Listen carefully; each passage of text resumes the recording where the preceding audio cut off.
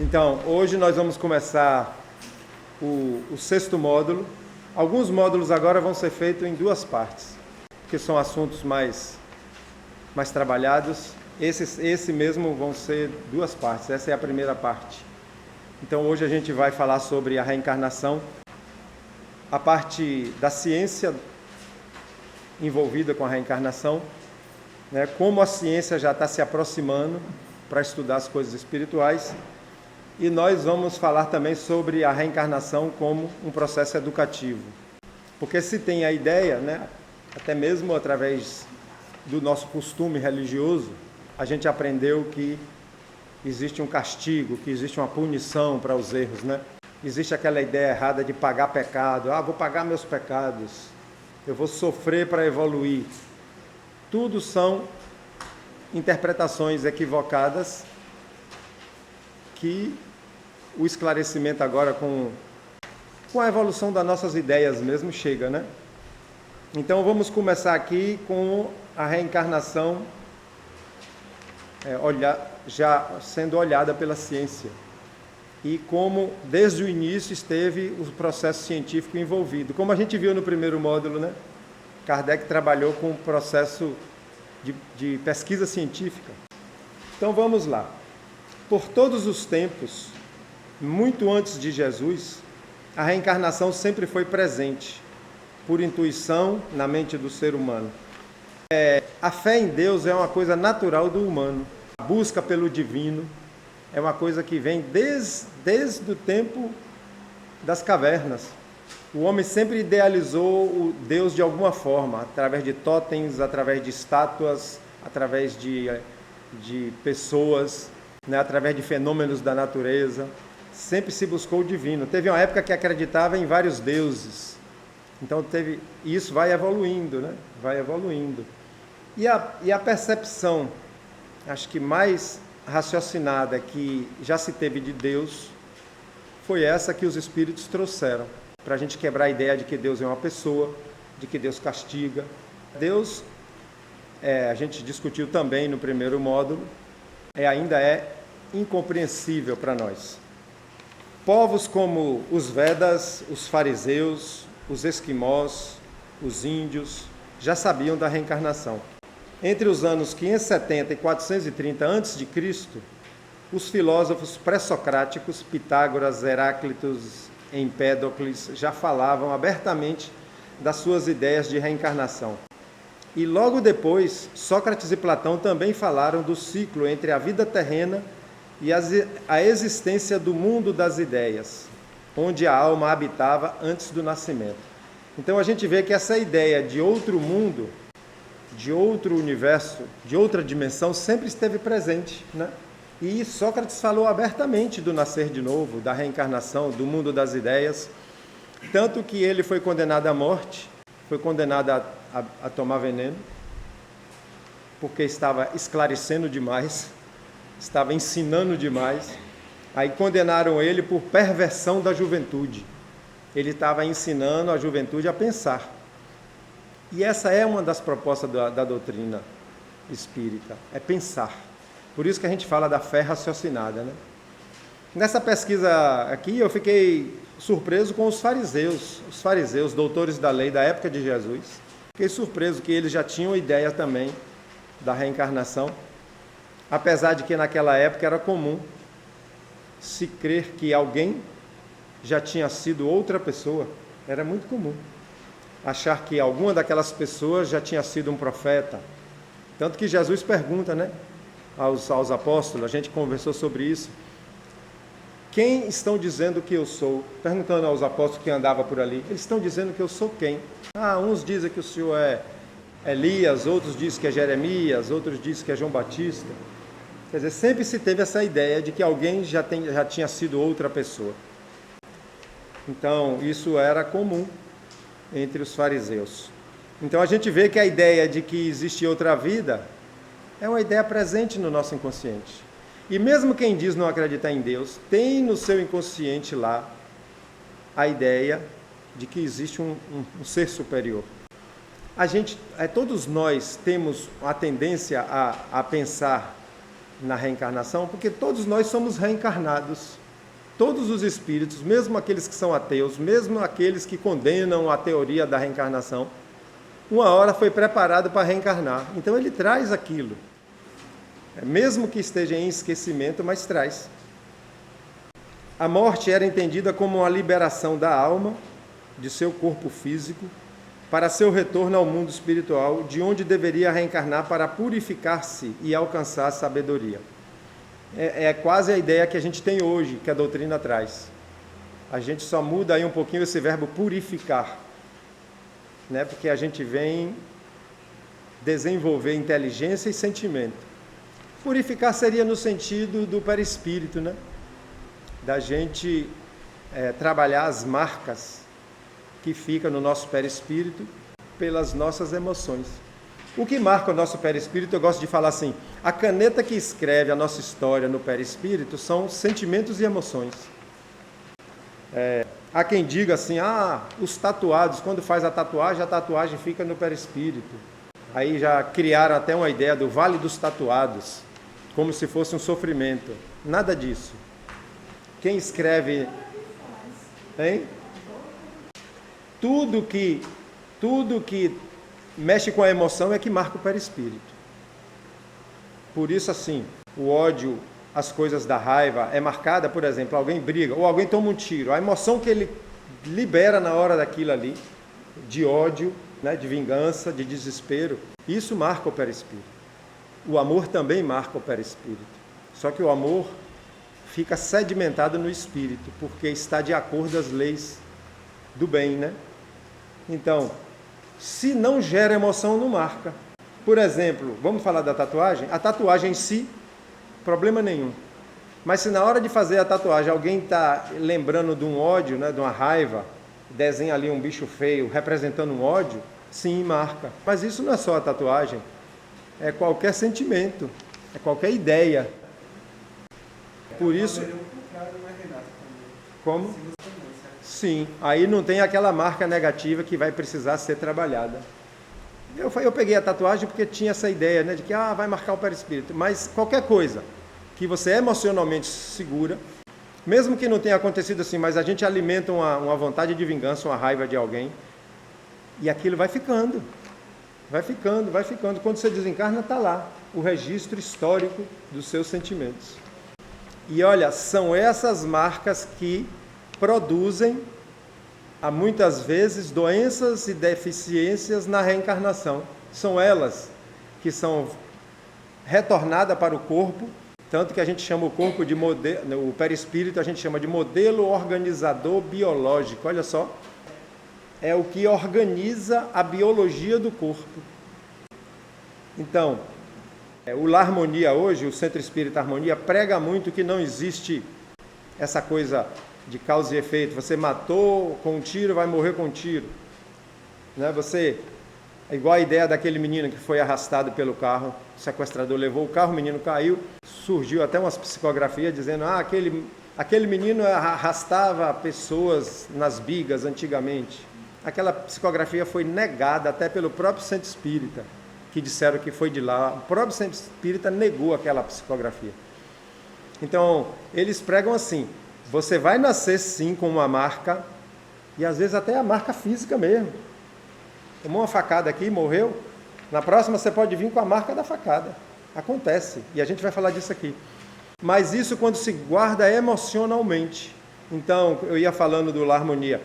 Quando você não guarda culpa, e quando você trabalha tudo aquilo que você foi responsável pela dor do outro, não tem nenhuma consequência na reencarnação. Você não reencarna com esses processos de doença, de deficiência, nada disso, porque você não guardou culpa, considerou a ignorância do espírito no momento que fez aquilo e trabalhou resolver aquilo com a pessoa que a gente feriu, né? Os espíritos da codificação trouxeram de volta a reencarnação para a pauta de discussão da busca humana, para compreender a vida depois da morte. O Espiritismo tem o renascimento como um conhecimento fundamental. Então, um dos itens lá dos fundamentos da doutrina é a reencarnação, né? Também no primeiro módulo a gente falou sobre isso. Um dos pilares é a reencarnação, o espiritismo. E os espíritos trouxeram isso para voltar agora, não como ideias filosóficas, não como ideias ainda duvidosas, mas a doutrina espírita traz agora a reencarnação como uma ideia estudada, pesquisada, comprovada. E já foi comprovada. Na segunda parte, aqui mesmo a gente já vai falar. Então os espíritos provocaram aqueles fenômenos que a gente também viu, mesa girante, as irmãs Fox, para mexer na curiosidade daqueles cientistas, para mexer na curiosidade do povo. Foi tudo um plano. Agora eles vão estudar, vão entender, e esse processo todo vai passar a ser entendido melhor. Foi todo um plano dos espíritos, aqueles fenômenos. O primeiro aspecto científico sobre a reencarnação se configurou já nos trabalhos da codificação, quando Kardec utilizou o método científico de observação para validar as comunicações com os desencarnados. Então a ciência entra na história já no início da codificação, quando Kardec, sendo cientista, sendo pesquisador, tendo duvidado daqueles fenômenos, achava que aquilo era truque, e ele entra com o método científico. Então a ciência, no estudo da doutrina, já começou no nascimento, no berço dela, ela já foi revelada por métodos científicos. Se ali não provasse nada, Kardec não continuaria. Se ali não provasse que era uma inteligência, não provasse que eram fenômenos novos, tanto que quando ele foi dar o nome à doutrina, existia já o nome espiritualismo. Ele falou, não, eu vou chamar espiritismo, porque para coisas novas, nomes novos. Porque espiritualismo é todo mundo que acredita no espírito, né? E várias religiões acreditam, né, na continuação, seja para o céu, para o inferno, seja de qualquer forma, acreditam. Hoje em dia, a reencarnação é analisada sob o ponto de vista sociológico e moral.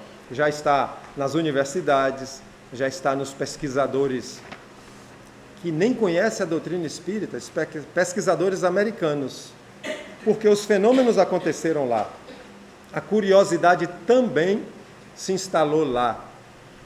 E eu falo isso sempre. Eu sou admirado como o cinema americano faz filmes, né, tratando das coisas espirituais com tanta coerência, né, já que eles não estudam o espiritismo, né? Fazem tantos filmes assim de pessoas reencarnadas. Não deixem de assistir Minha Vida em Outra Vida. É fantástico, é um caso real. Eu adoro assistir filme de caso real. Mas eu acredito que eles são intuídos, né? As pessoas... Acredito também. Eles são intuídos, porque não é possível. Acredito também, porque é uma das maiores forças de divulgação que tem no mundo hoje é o cinema americano, né? Tanto que a gente conhece as criações dele muito, né? Homem-Aranha, Super-Homem, Mulher Maravilha, a gente conhece tudo. O Aquaman, tudo americano. Quando a gente assiste um filme como Avatar, por exemplo, de onde é que as pessoas tiram aquelas coisas, sabe? Aqueles outros mundos. Eu adoro Avatar. Assisti 3, são 3, né?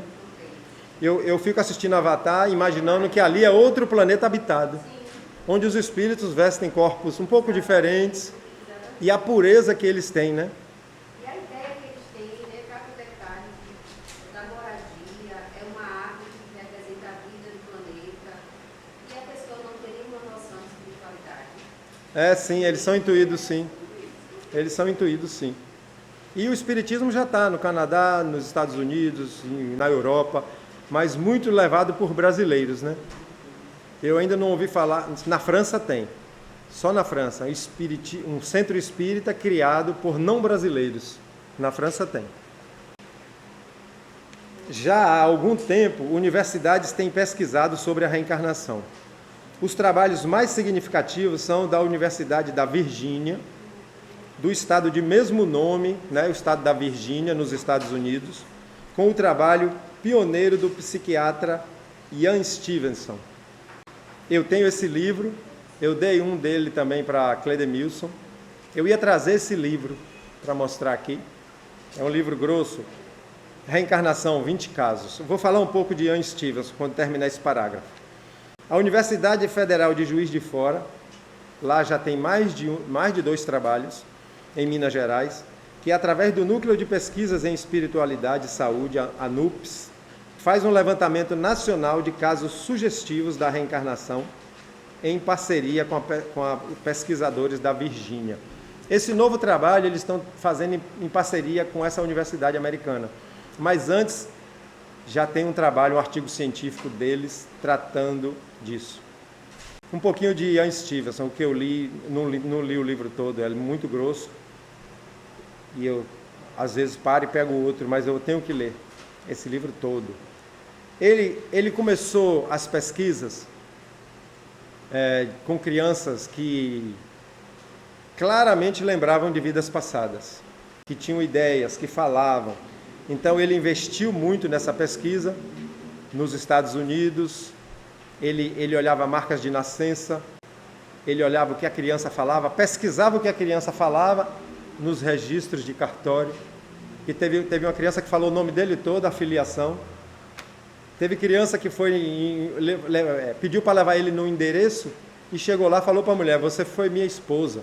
Ele pequenininho e a mulher já idosa. E aí acabou o dinheiro e a pesquisa parou. O dono, fundador da empresa Xerox, eu nem sei se existe mais a Xerox. Antigamente ela tinha o monopólio das fotocópias, né? Depois outras inventaram outros métodos. O dono da Xerox estava para desencarnar e deixou uma fortuna com Ian Stevenson para ele continuar a pesquisa. Intuição também, né? Trabalho dos espíritos, né? Ian Stevenson aí não contou, como a gente fala aqui na Bahia, não contou conversa. Viajou para a Índia, veio ao Brasil, viajou o mundo e pesquisou 2.500 casos. E ele queria mais com crianças, porque a criança tem aquela pureza de não mentir, né? De falar o que sente mesmo. Então, vamos aqui que a gente vai ouvir sobre Ian Stevenson. Ian Stevenson pesquisou mais de 2.500 casos de crianças que relatavam memórias de vidas passadas. Ele utilizou métodos que buscavam correlações entre as memórias relatadas pelas crianças e fatos documentados. Também examinou se marcas de nascença poderiam corresponder a ferimentos de morte de uma vida passada. Um de seus livros sobre o assunto, Reencarnação, 20 casos, relata os casos mais significativos. Um dos mais significativos é uma criança que falou que sabia pilotar avião, que ele já tinha pilotado avião. E aí fizeram várias perguntas. Eu estou resumindo bem, né? O caso é mais longo. E aí ele falou o modelo do avião que ele pilotava, inclusive na guerra. Levaram ele no aeroporto, tinha um modelo lá, no museu da aeronáutica de lá, né? E ele falou tudo do avião, botaram ele dentro do avião, ele falou os comandos, o que é que cada comando daquele fazia. E foram no cartório para ver o nome dele, que ele deu o nome dele todo, o registro dele na aeronáutica americana, tudo bateu.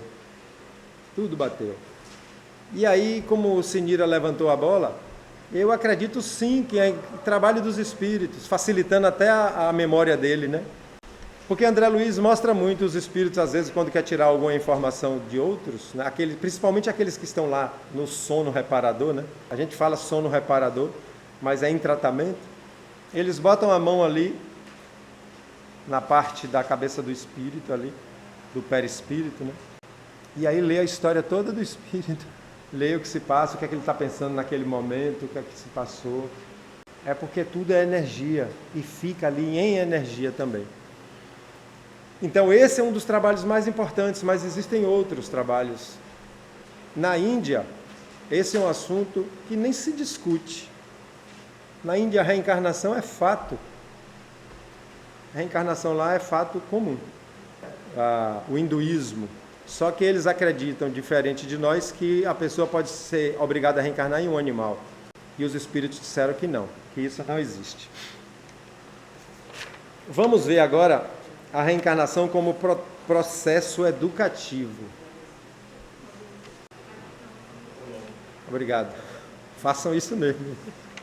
Minha mulher disse que eu tenho TDIH. Que eu não me concentro, não. E essa aqui é uma parte importante. Obrigado. Façam isso mesmo, viu?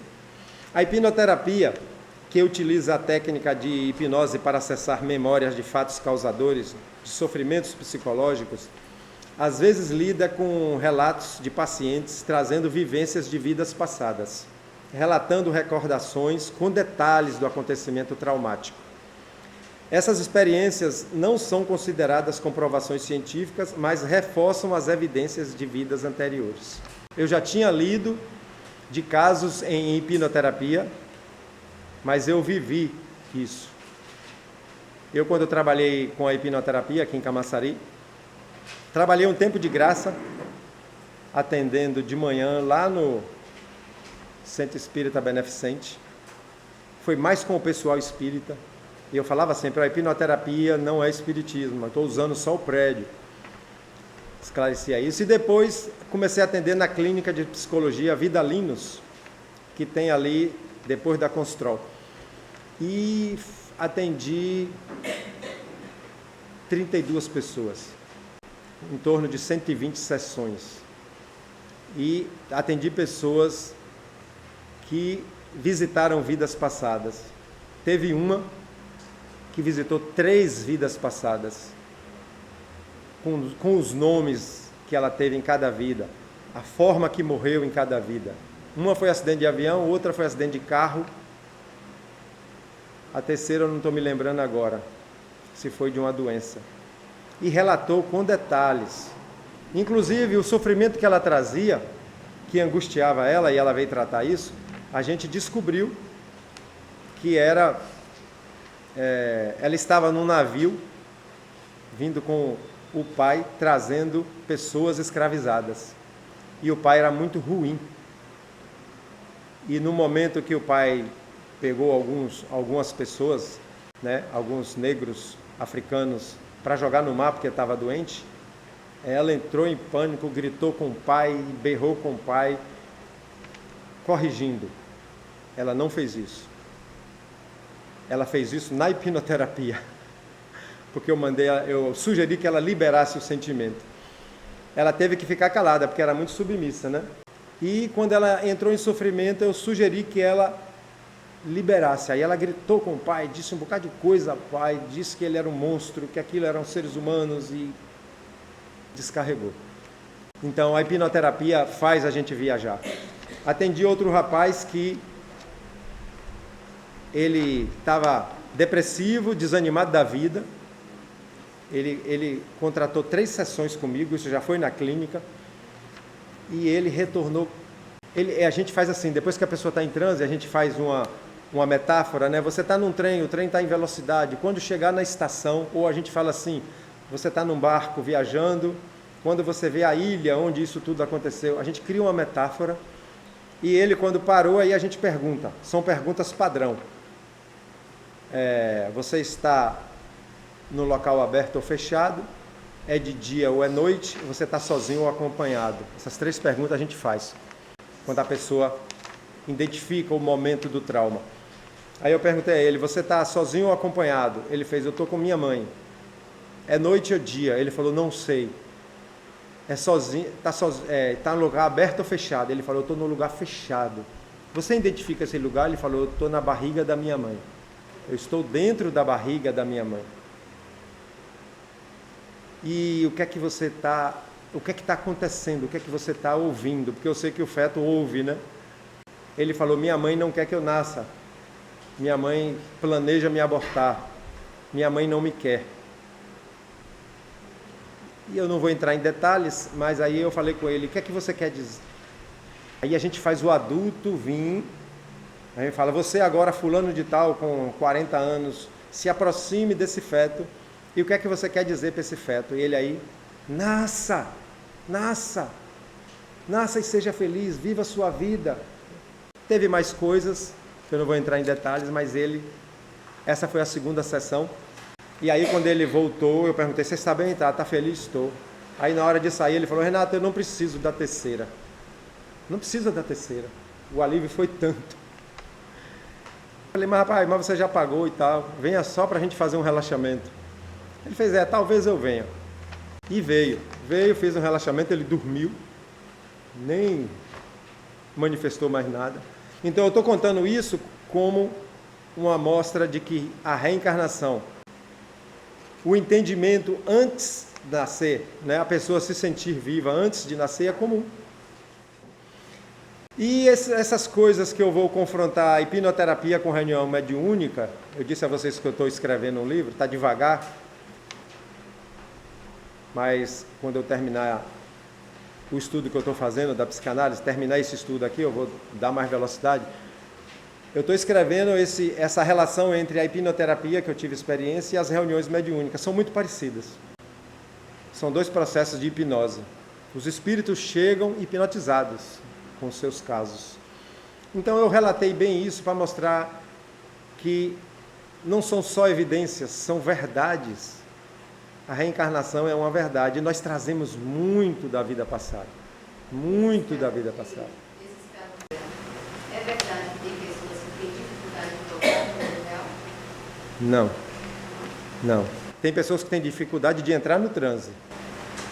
Mas depois que entra no transe, para retornar, é tranquilo? É tranquilo. É uma técnica, né? A gente sugere o retorno. Porque quando ela entra no transe, ela fica totalmente não. Ela fica se submetendo ao que a gente fala, porque ela quer. Porque ela quer. Tanto que na hora do transe a gente fala, você vai aceitar ser hipnotizada porque você quer, não porque eu quero. E a pessoa está consciente o tempo todo. A gente até brinca assim nos cursos, se na hora ali o hipnoterapeuta pedir a senha do seu cartão, você abre o olho na hora. Fala, opa, não.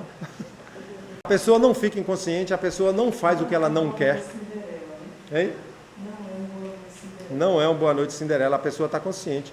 Tanto que ela pode estar no transe e conversar normalmente com todo mundo aí. Conversar normalmente, fazer pergunta, participar do estudo. Aí se a gente botar o gatilho, aí é só fazer assim. Na hora. Eu parei quando começou a pandemia, depois não voltei mais. Continuei estudando. Mas eu vou voltar. Vou voltar agora associando com a psicanálise. Entendeu? Vou voltar. E resolveu casos de muita gente. Vamos aqui.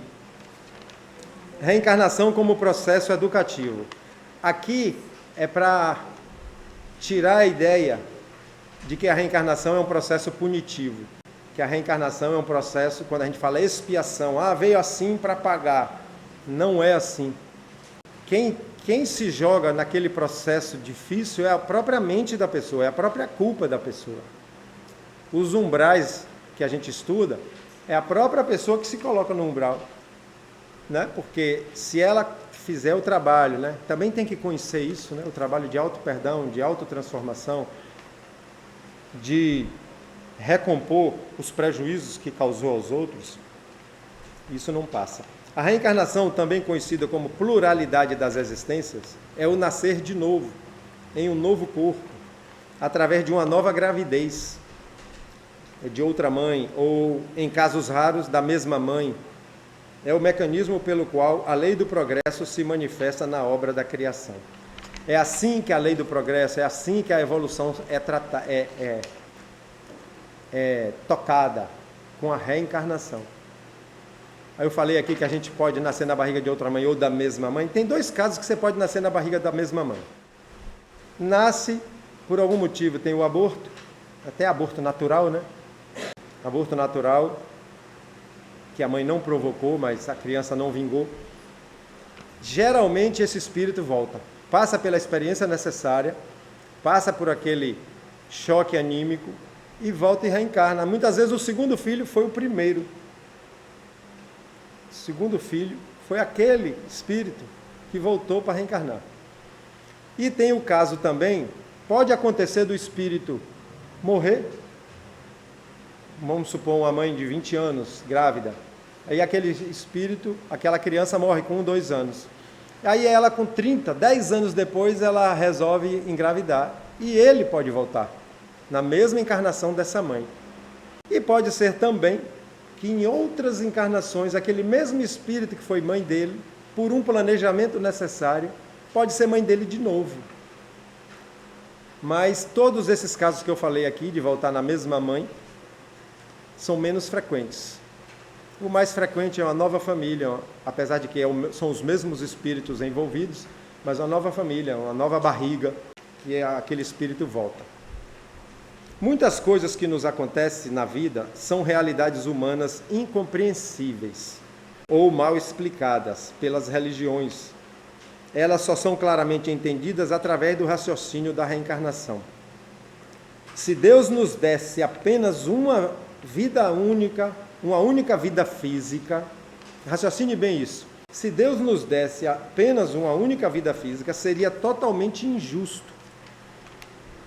Pois as pessoas, que são espíritos, nascem e vivem com capacidades físicas e cognitivas diferentes, nascem em ambientes familiares e sociais também diferentes e morrem com idades muito diferentes. Então, se Deus fizesse isso, como exigir que a pessoa fosse boa, como exigir que a pessoa amasse o próximo, colocando ela em situações tão diferentes, Em situações, uma criança nasce já com a cognição limitada, com deficiência mental. Como é que ela vai atender tudo que Jesus sugeriu? Uma criança que nasce numa família violenta, num bairro violento, uma criança que nasce... são tantos casos, Como é que pode ser exigido dessa pessoa um comportamento, uma evolução espiritual igual àquele que nasce num lar harmonizado, como os filhos de Sinira? É claro que é harmonizado, comparando com esse mundo. As brigas do dia a dia a gente tem, não tem jeito. Todo mundo tem. Eu falei Sinira aqui, mas de todos, Eu falei de Sinira porque eu conheço os filhos dela, conheço o marido dela, por isso que eu citei ela. E que nasce com saúde, com alimentação garantida, com escola boa garantida, com orientação sexual e espiritual boa, Como que pode ser exigido dessas duas crianças que cresçam e correspondam às leis de Deus, Esse é um dos motivos que eu mergulhei na doutrina, para buscar explicações disso. Seria totalmente injusto, Não seria justo exigir o mesmo entendimento e comportamento de pessoas que chegam e saem, ou seja, nascem e morrem em condições tão desiguais. Até mesmo a humanidade da Terra, com toda a sua ignorância espiritual, e olha que a nossa humanidade na Terra é muito ignorante espiritual. Não precisa nem dar exemplos, Com todos os seus egoísmo e orgulho, já tem leis que consideram a responsabilidade dos atos dependente das condições de cada um. Então, a gente que ainda está longe de ser um espírito superior, de ser um Jesus, a nossa sociedade já prevê isso, a desigualdade de condições, A exemplo da maioridade penal, já se considera que uma criança de 10, 12, 13 anos não vai responder pelos crimes como um adulto. Conceito de imputabilidade, ou seja, sanidade mental. Se uma pessoa que não tem sanidade mental comete um crime, ele não vai preso, ele vai para tratamento, ele vai para um lugar diferente da prisão. Ele vai para um hospital para tratamento. Leis de inclusão e acessibilidade, lei de responsabilidade subjetiva, culpa ou dolo, A pessoa comete o crime, mas não foi por dolo. O dolo é que é grave, que a pessoa fez com intenção. Eu sempre me atrapalho nisso, A culpa não. Então isso também é colocado na balança. Então olha só esse raciocínio. Se nós já consideramos isso, imagine as leis de Deus. Imagine as leis de Deus. Então, as leis divinas nos dão oportunidades inúmeras para crescimento, para refazer, para reaprender. A sucessão das etapas nas duas dimensões fornece as provas e expiações na vida física. Olha só, a gente nesse vai e vem, né? Na vida física, provas e expiações, e a pausa na vida espiritual para avaliação, estudo e preparação para novas reencarnações. Nessa fase do espírito desencarnado, muitas vezes ele se arrepende de algumas coisas que fez ou que não fez, chegando ao remorso. E é isso que chamamos de umbral. Uma condição que o leva a reencarnar em situações de processos educativos difíceis, que são experiências de condicionamento. Esse termo condicionamento é da psicologia comportamentalista, né? Que Skinner e Pavlov descobriram que a gente é condicionado. Se você passa por uma emoção forte e naquele momento tem uma música, tem um cheiro, você fica condicionado. Aquela música toca, você começa a sentir mal, não sabe por quê. E tem as coisas boas também, né? Tem uma comida da vovó, tem o bolo de milho da vovó, que a pessoa sente o cheiro, viaja. Então, a gente é condicionado, e o espírito também é condicionado. Por isso que muitas vezes o espírito reencarna e aqui tem medos e traumas que ele não lembra o que é. Minha irmã tem um medo de barata, que se uma barata voar no ambiente, ela desmaia. Ela fica paralisada e desmaia. Eu já falei com ela, eu faço uma hipnoterapia com você para você acabar com isso. Ela, não quero nem saber. E ela não sabe por quê, não teve nenhum processo traumático com barata, nem nada. Certamente, hein? Que ela lembre. Talvez na infância, ou criancinha, bebezinha, ou em vidas passadas. Então, essas experiências difíceis são conhecidas, né, como expiações na doutrina, para experimentarmos e entendermos as consequências de nossas atitudes, nossas interações com a sociedade e desenvolvermos os sentimentos, mas sempre são formas educativas, não punitivas. Então, esses processos, como eu falei no comentário de início, a nossa culpa, a nossa mente é que provoca o nascer de forma difícil. Adenauer Novaes conta que a netinha dele nasceu com uma doença grave, uma doença rara, e que já tinha previsão, geralmente com essa doença se desencarna com 2, 3 anos. E ele disse que fez diariamente uma conversa com a netinha dele. Quando ela dormia, ele conversava com o espírito. Você não precisa se culpar. Você não precisa passar por isso para que você se refaça. Né? Você pode muito bem reparar seu erro. Ele fez uma conversa nesse sentido. Eu não sei as palavras, mas foi nesse sentido que ele teve a conversa diária com a netinha dele, para liberar o espírito da culpa. E ela começou a ter melhoras. Passou dos 3, passou dos 4, passou dos 5. Eu não sei dizer se ela desencarnou ou se ela ainda está aí. Eu não sei, porque esse vídeo dele é mais antigo. Então, é justamente esse trabalho que ele fez. Ele foi no espírito para tirar a culpa, né? Se vocês quiserem ter uma conversa com alguém, uma conversa difícil, converse em pensamento com a pessoa. Melhor ainda se ela estiver dormindo. Converse, peça perdão, oriente, dê sugestão. O resultado vocês vão se espantar. Um dia eu contei isso para o colega e ele fez, isso é magia negra. Eu falei, você é doido, rapaz, a gente faz para o bem. Porque o mal você faz com qualquer coisa, né? O mal você tem todas as ferramentas para fazer. Não, que aí entra naquele preconceito, né, de branco e preto, achar que a coisa preta é o que não presta, isso aí a gente está acabando com isso. Aí isso é muito forte na nossa, que chama racismo... Não é cultural que está usando? Hein? Racismo estrutural. Então eu sempre luto para acabar com isso. Então, a magia não é negra, é a magia má. Magia boa e magia má, né? É uma coisa que a gente tem que trabalhar para eliminar essas ideias, né? Qual a diferença de regressão para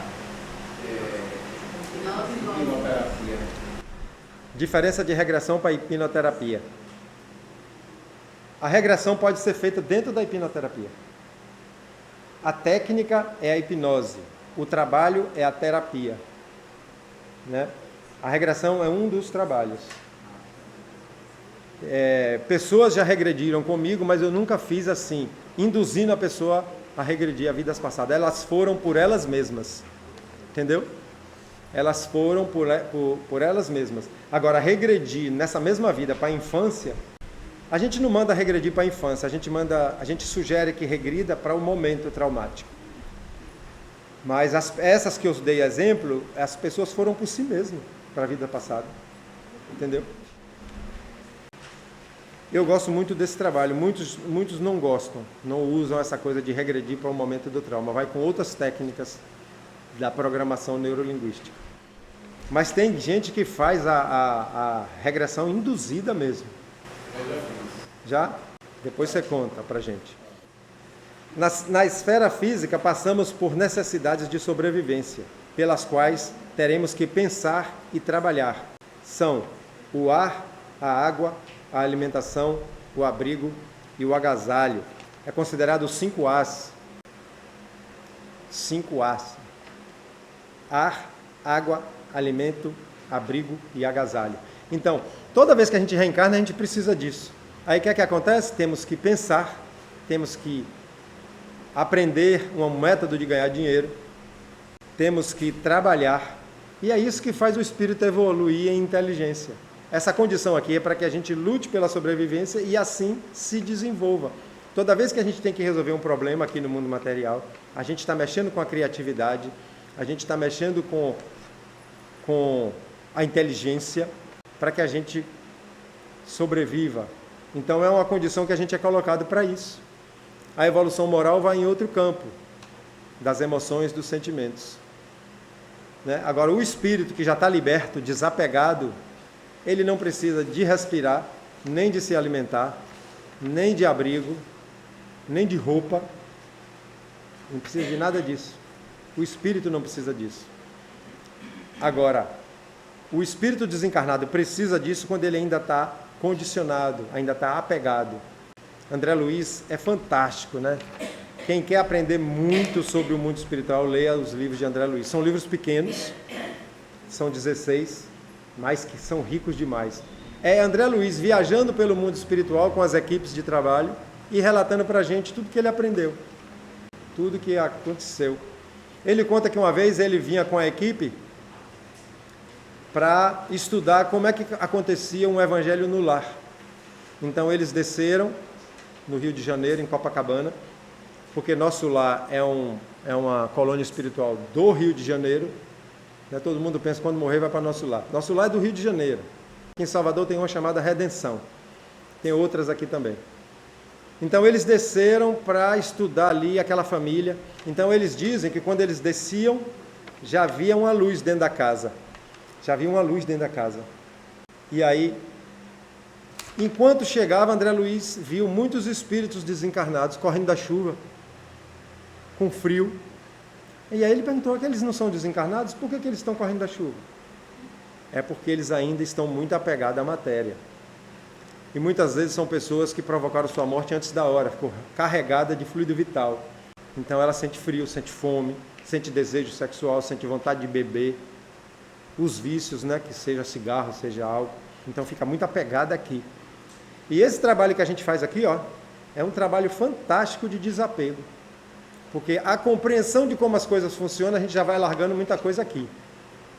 Compreender o mundo espiritual, e não é só pela doutrina espírita, quando você realmente se percebe que tem uma continuidade, esse é um trabalho fantástico. Então, esse pensar e esse trabalhar nos induz a desenvolver inteligência e habilidades, condição para evoluir. Também passamos por provas, que são experiências que reforçam, sedimentam o aprendizado já adquirido. A exemplo das etapas da escola, que mede o nível que o aluno chegou através das provas. As provas, como está aqui, são coisas que o espírito já aprendeu, já sabe, mas ele vai passar pelaquela situação para adquirir mais experiência e mostrar que realmente já passou por aquilo. Aquilo já é um aprendizado adquirido. Então, o espírito que já se livrou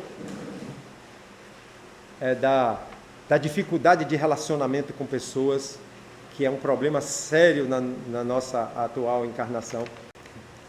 É muito difícil a gente lidar bem com quem pensa diferente, com quem nos traz incômodo, né? Com quem nos traz dor. A gente ainda não sabe lidar direito com isso. Então, a pessoa que já passou por isso, vamos supor aí uma irmã Dulce, que já não briga com ninguém, apesar de que Medrado conta que ela dava uns puxão de orelha em muita gente, né? Pessoas que já têm habilidade, já não se envolvem mais com bebida nem com droga. Nasce muitas vezes na prova, numa família que bebe. E ela vai provar que ela não se submete mais àquilo. Então são as provas. A pessoa até que já desfez uma inimizade com alguém, já perdoou um processo difícil, aquela pessoa vem como filho dela, para lhe mostrar mesmo que superou aquilo. Vem como irmão, porque o amor por filho é mais forte, né? O amor, instinto por filho é mais forte. Vem como irmão. Talvez o outro ainda não superou, mas você vai mostrar que você superou. Então esse irmão vai lhe maltratar, vai lhe prejudicar, e você vai continuar ajudando e tratando. Então são as provas. É prova mesmo. É como na escola. Você estuda, faz trabalhos, depois você vai para a prova. Provar que aprendeu, né? Então existem essas provas e expiações. Isso é para mostrar que a reencarnação é um processo educativo. A reencarnação pode ser um processo escola, a Terra pode ser uma escola ou um hospital. Hospital para aqueles que trouxeram as suas marcas e descarregaram no corpo, como o processo doentio, processo difícil. Muitas vezes uma paraplegia, o espírito vem na cadeira de roda, como aquele Steve Hawking, uma das maiores inteligências da humanidade. Até para conversar teve que ser desenvolvido um programa de computador, né? Ele conversava através do computador, com fios. Era uma paraplegia muito intensa, então ele trouxe marcas graves no perispírito dele. E as provas não, as provas são, para a gente, é o processo escola, né? Então, eu digo sempre, a Terra é uma escola para uns, hospital para outros, e para uma pequena parte a prisão, vem para ser preso. A maioria de nós tem os dois processos. Vem aqui para uma escola e tem os seus processos também de hospital. A maioria de nós tem as duas coisas. Mas quanto mais o espírito vai compreendendo, principalmente o que Jesus propôs coisas para a gente se livrar desses sofrimentos. Tudo que ele propôs, se você traduzir cada bem-aventurança, bem-aventurados mansos, bem-aventurados aflitos, bem-aventurados justos, querendo mostrar, seja manso, seja pacífico, seja justo. E eu descobri que as bem-aventuranças têm uma hierarquia. Elas têm uma hierarquia. Eu nunca tinha lido isso em lugar nenhum. Porque bem-aventurados os aflitos são aqueles que ainda sofrem, né? A aflição é um sofrimento. Se você passar por aquilo com resignação, com fé, ninguém vem para sofrer de graça. Eu digo sempre, se você puder se livrar do sofrimento, se livre. Resignação é com aquele sofrimento que não tem jeito. Não tem jeito de se livrar dele. Aí você tem que resignar e acreditar em Deus.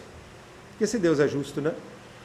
Então, a resignação, as bem-aventuranças de Jesus tem aquele, bem-aventurados os aflitos, são os que sofrem. Aí, bem-aventurados os que têm sede de justiça. Bem-aventurados os mansos. Já está um nível acima dos aflitos, né? E chega lá no topo, que eu não vou lembrar todas agora, bem-aventurados que são puros de coração, porque verão a Deus. Essa é o top de linha, né? Então existe aí uma hierarquia de situações nas bem-aventuranças. Para cada turma ele falou as coisas que tinha que falar. Então, como eu disse, esse módulo tem duas partes. Vai ter a outra, que a gente vai falar, deixa eu ver se eu lembro. Está lá na lista dos módulos. A gente vai falar do processo educativo, a gente vai aprofundar no processo educativo. Semana que vem vai ser em forma de palestra, né? Na quinta-feira, semana que vem. E eu vou caprichar nessa palestra do processo educativo da reencarnação, porque é um tema muito rico. Entendeu? Então, alguns módulos serão em 2 partes. Até mesmo para a gente poder trabalhar mais, como fez hoje, né? Encerrando aqui os estudos de hoje sobre a reencarnação.